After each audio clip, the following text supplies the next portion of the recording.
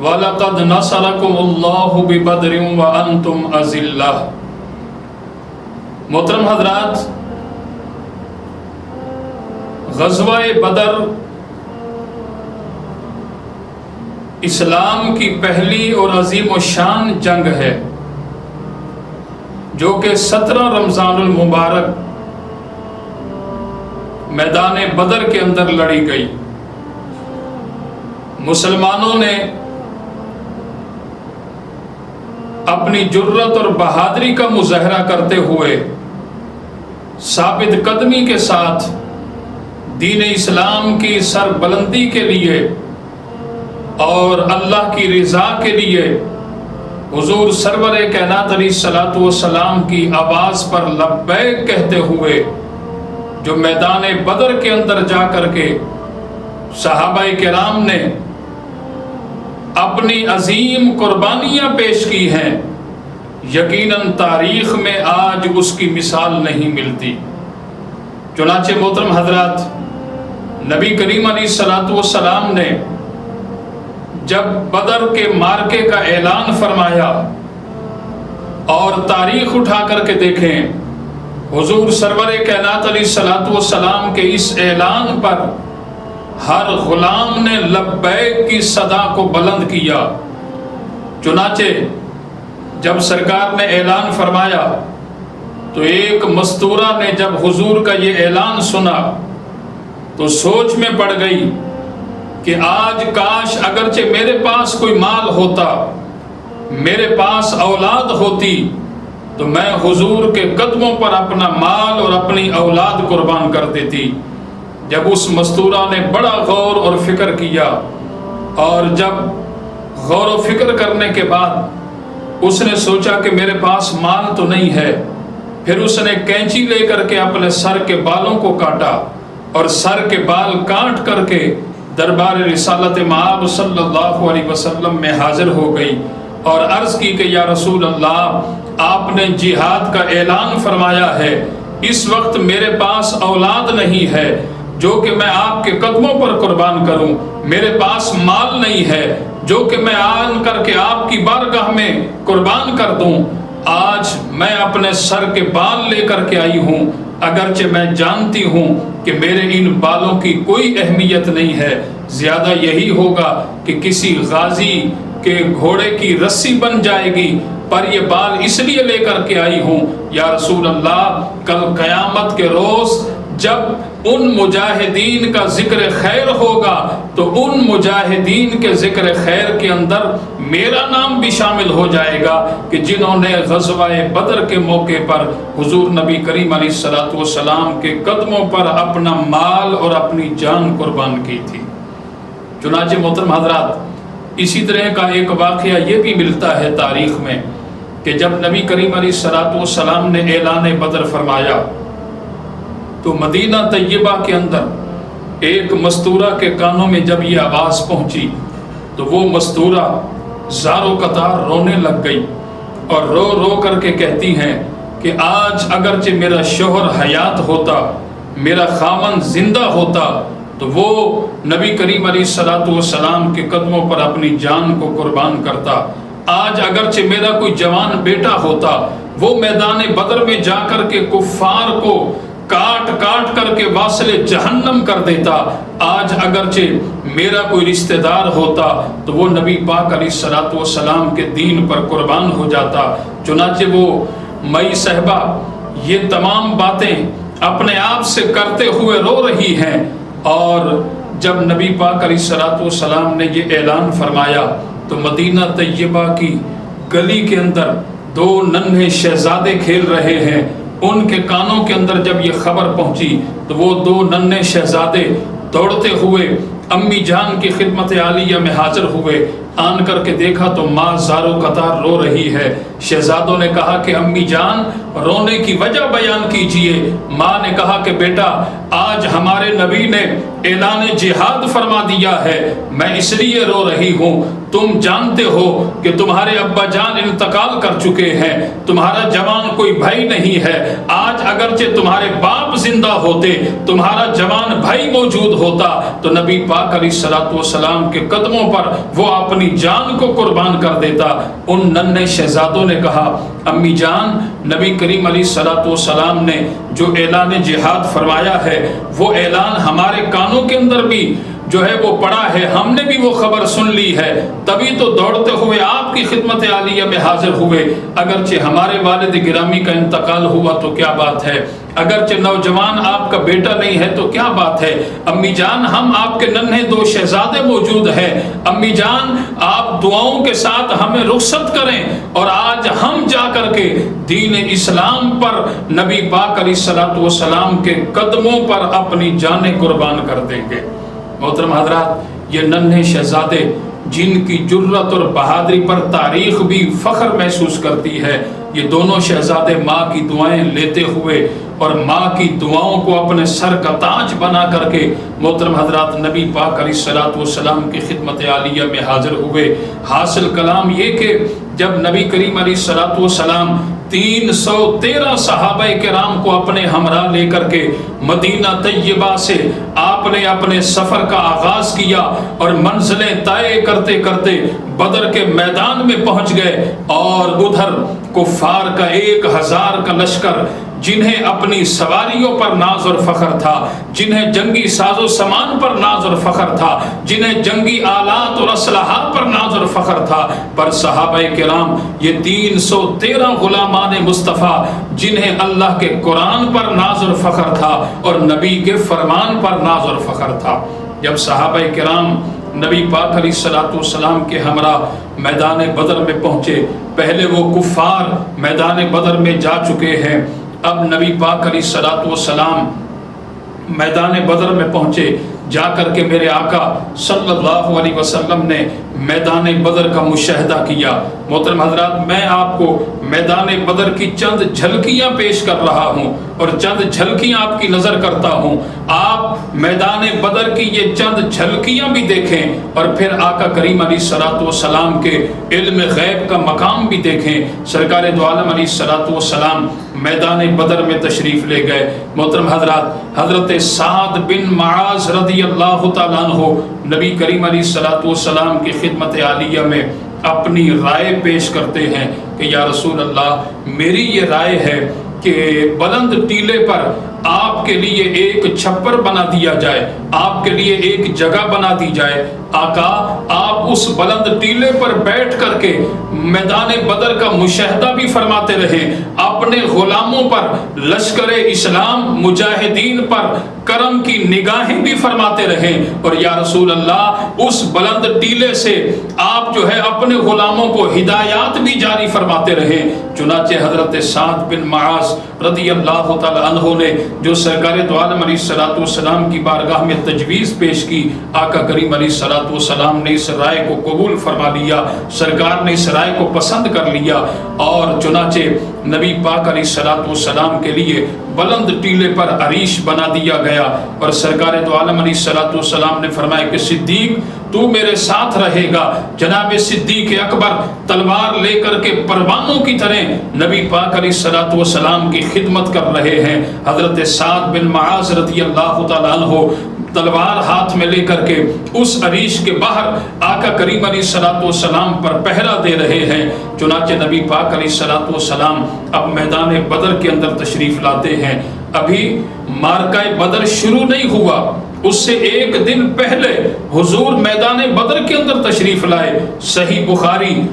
صحیح مسلم اور ابو داؤد کے اندر یہ حدیث پاک موجود ہے۔ حضرت انس بن مالک رضی اللہ تعالیٰ عنہ ارشاد فرماتے ہیں کہ سرکار دو عالم علیہ الصلوۃ والسلام میدان بدر کے اندر تشریف لائے، اور سرکار جب میدان بدر کے اندر آتے ہیں تو آقا کریم علیہ الصلوۃ والسلام کے ہاتھ مبارک میں ایک چھڑی ہے، سرکار نے میدان بدر میں آن کر کے کچھ لکیریں لگا دی اور ساتھ ہی فرمایا کہ اس لکیر پر میں دیکھ رہا ہوں کہ کل ابو جہل مرے گا، میں دیکھ رہا ہوں کہ اس لکیر پر ولید کی لاش پڑی ہوگی، میں دیکھ رہا ہوں کہ اس لکیر پر کل جو ہے وہ شیبہ کی لاش پڑی ہوگی۔ سرکار نے فرمایا کہ میں دیکھ رہا ہوں اس مقام پر فلاں بن فلاں کافر کی لاش پڑی ہوگی، اس مقام پر فلاں بن فلاں کافر پڑا ہوا ہوگا۔ حضرت انس بن مالک فرماتے ہیں مجھے رب ذوالجلال کی قسم ہے جس کے قبضہ قدرت میں میری جان ہے، جب اگلے دن معرکہ بدر شروع ہوا میں نے دیکھا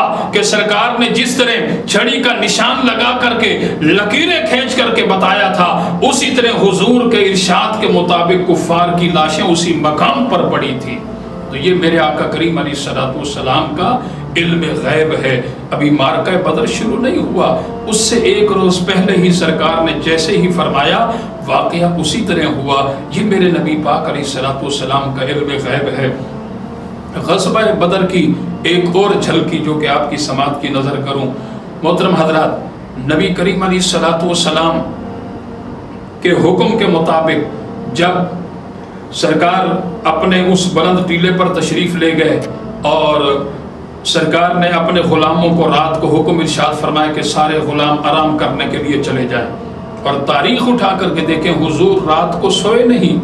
آقا کریم علیہ الصلوۃ والسلام ساری رات شب بیداری کا اہتمام کر کے اللہ کریم کی بارگاہ میں اپنے غلاموں اور اپنے صحابہ اور اپنی امت کی کامیابی اور کامرانی کے لیے اللہ کریم کی بارگاہ میں دعا فرماتے رہے۔ اور اگلے دن جب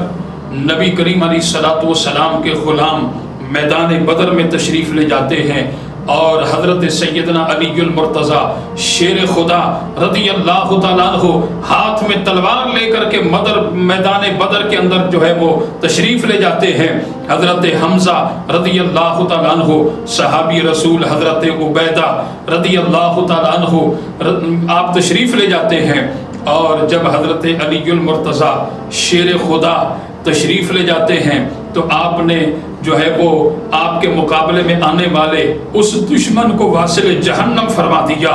اسی طرح حضرت حمزہ کے مقابلے میں جو کافر آئے آپ نے اسے واصل جہنم فرما دیا۔ غرض کے شیبہ اس صحابی رسول حضرت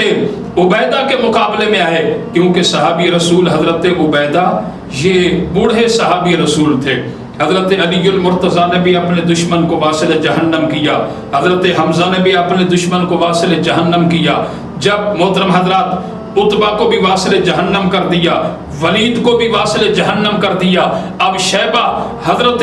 عبیدہ کے مقابلے میں آتے ہیں، اور حضرت عبیدہ کیونکہ ضعیف العمر تھے، آپ بوڑھے صحابی رسول تھے، جب آپ پر ان ظالموں نے حملہ کیا اور صحابی رسول کی پنڈلی مبارک زخمی ہو گئی، جناب علی المرتضیٰ حضرت حمزہ صحابی رسول کے قریب آئے، ان کی مدد کی، ان کے دشمن شیبہ کو بھی واصل جہنم کیا، اور حضرت عبیدہ کو اب اٹھا کر کے نبی پاک علیہ الصلوۃ والسلام کی بارگاہ میں لے کر کے آئے۔ حضرت عبیدہ نے اپنا زخمی سر نبی پاک علیہ الصلوۃ والسلام کے قدموں پر رکھ دیا اور عرض کی کہ یا رسول اللہ کیا میں شہید نہیں ہوں؟ میرے آقا نے ارشاد فرمایا اشہد انک شہید،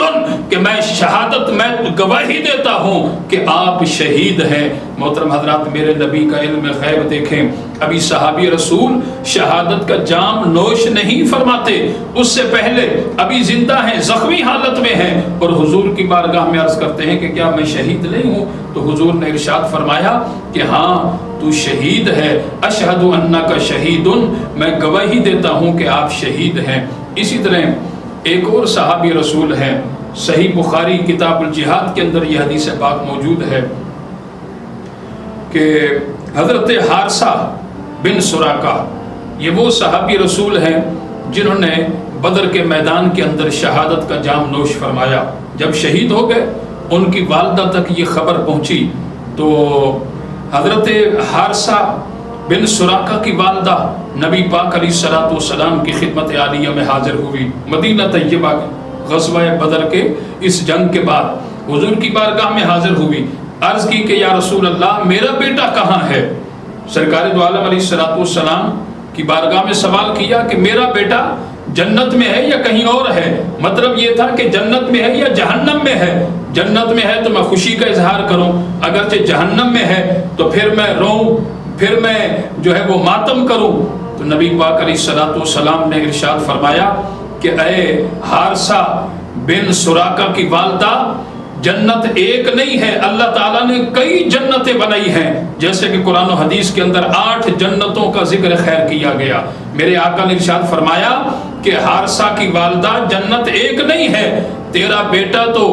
فردوس اعلیٰ کے اندر موجود ہے۔ آپ ذرا غور کریں سرکار کے فرمان پر کہ میرے نبی نے پہلے ایک جنت کا مشاہدہ کیا ہوگا، دوسری کا کیا ہوگا، تیسری کا کیا ہوگا، یکے بعد دیگرے 8 جنتوں کا سرکار نے مشاہدہ کیا۔ جب 8 جنتوں کے اندر نظر نہیں آئے تو میرے آقا مدینہ طیبہ کی سرزمین پر بیٹھ کر کے سرکار نے فردوس اعلیٰ میں دیکھا تو حارثہ بن سراقہ موجود تھے۔ حضور نے فرمایا کہ تمہیں مبارک ہو، تمہارے بیٹے نے جو جام شہادت نوش کیا ہے، اس وقت وہ تمام جنتوں سے جو اعلیٰ جنت ہے یعنی فردوس اعلیٰ کے اندر موجود ہے۔ تو یہ میرے آقا کریم صلی اللہ علیہ وسلم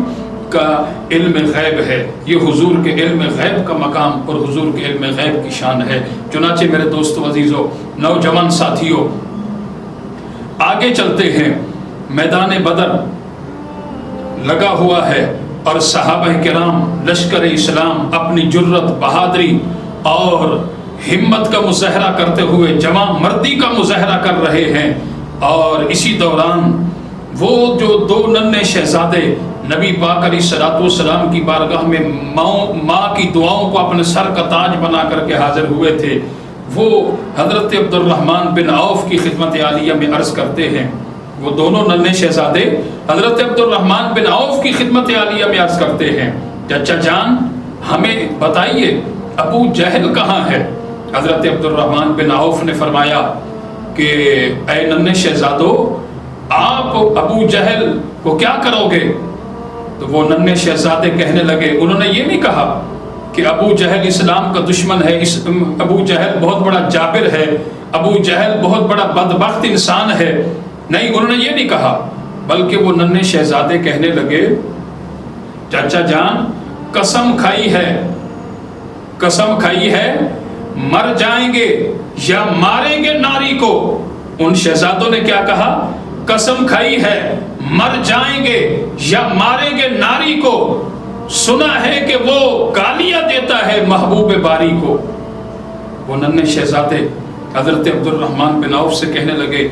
کہ چچا جان ہمیں بتائیے، یہی ہے نا کہ وہ ہمیں مار دے گا، ہمیں اپنی جان کی پرواہ نہیں ہے، یا تو آج ہم مر جائیں گے یا اس بدبخت کو ہم مار کے آئیں گے، کیونکہ ہم نے سنا ہے وہ ہمارے نبی پاک صلی اللہ علیہ وسلم کو گالیاں دیتا ہے، وہ بدبخت ہمارے نبی کی شان میں بے ادبی اور گستاخی کرتا ہے، لہٰذا آج ہم اس بدبخت کو، گستاخ نبی کو ہم آج واصل جہنم کر کے واپس لوٹیں گے۔ اگرچہ ہم اسے نہ مار سکے تو کم از کم ہم اپنی جان کا نذرانہ اپنے نبی کی عظمت پر قربان کر دیں گے۔ حضرت عبد الرحمن بن عوف نے فرمایا کہ دیکھو وہ سامنے ابو جہل، وہ جو گھوڑے پر سوار ہے، اس کے چاروں طرف فوج کا دستہ اس پر پہرا دے رہا ہے، یہ ہے ابو جہل، اور جو کفار کو یہ جو ہے ہدایات دے رہا ہے۔ تو وہ 2 ننھے شہزادے جنہیں تاریخ معاذ اور معوذ کے نام سے یاد کرتی ہے، وہ دونوں شہزادے چھلانگیں لگاتے ہوئے، دوڑتے ہوئے اپنے ہاتھ میں تلوار لے کر کے ابو جہل کے قریب پہنچے، اور ایک شہزادے نے چھلانگ لگائی اور چھلانگ لگا کر کے جرت اور بہادری کا مظاہرہ کرتے ہوئے اس اسلام کے بڑے دشمن پر اس طرح کامیابی کے ساتھ حملہ کیا کہ اسے زخمی کر دیا۔ دوسرے شہزادے نے چھلانگ لگا کر کے اسے تلوار ماری، وہ گھوڑے سے زمین پر گرا اور اس بدبخت کے جسم سے اس کے سر کو کاٹ کر کے الگ کر دیا اور دنیا کو بتا دیا کہ گستاخ رسول کا یہ انجام ہوتا ہے۔ گستاخ رسول کی یہ سزا ہے۔ اور ان دو ننھے شہزادوں نے نبی پاک علیہ الصلوۃ والسلام کے وہ دو ننھے غلاموں نے محترم حضرات وہ کام کر دکھایا میدان بدر کے اندر کہ تاریخ آج تک اس کی مثال نہیں دے پاتی، کیونکہ وہ ان کی مثال، ان کی خدمات، ان کی جرت، ان کی بہادری یقیناً اپنی مثال آپ ہے۔ اور اللہ کریم نے مسلمانوں پر کرم کیا۔ سرکار دو عالم علیہ الصلوۃ والسلام تو دعا فرما رہے تھے، کیونکہ سرکار اپنے اس مقام پر بیٹھ کر کے اللہ کی بارگاہ میں دعا فرما رہے تھے۔ اور جب صحابہ کرام فرماتے ہیں کہ حضور ہر وقت اللہ کریم کی بارگاہ میں دعا کرتے کہ باری تعالیٰ میرے پاس تو یہ 313 تھے جو کہ میں تیری بارگاہ میں لے کر کے آ گیا ہوں، آج اگرچہ یہ شہید ہو گئے تو قیامت تک تیرا نام لینے والا، تیری عبادت کرنے والا کوئی نہیں ہوگا۔ اللہ کریم نے فرشتوں کی مدد فرما دی، اور اللہ کریم نے ایسا کرم کیا، ایسا کرم کیا کہ اللہ کریم نے ان مسلمانوں کو نصرت اور فتح سے، کامیابی سے ہمکنار فرما دیا۔ میدان بدر کے اندر اللہ تعالیٰ نے کفار کی ایسی کمر توڑ کر کے رکھ دی، اور آج تک الحمدللہ اسلام کا پرچم لہرا رہا ہے، اور انشاءاللہ قیامت تک اسلام کا پرچم اسی جرت اور بہادری کے ساتھ لہراتا رہے گا۔ محترم حضرات، میدان بدر کے اندر 70 کافروں کو کاٹ کاٹ کر کے واسل جہنم کر دیا گیا، 70 کفار کو پکڑ کر کے قید کر دیا، باقی سارے اپنا ساز و سامان، جنگی ہتھیار، سواریاں چھوڑ کر کے میدان سے فرار ہو گئے۔ اور علماء کرام نے لکھا ہے کہ جناب سیدنا علی المرتضیٰ شیر خدا سے جب پوچھا گیا کہ اے مولا کائنات شیر خدا، ارشاد فرمائیے میدان بدر کا بہادر صحابی کون ہے؟ جبکہ آپ تاریخ اٹھا کر کے دیکھیں، روایات کے اندر ہے، ایک روایت میں ہے کہ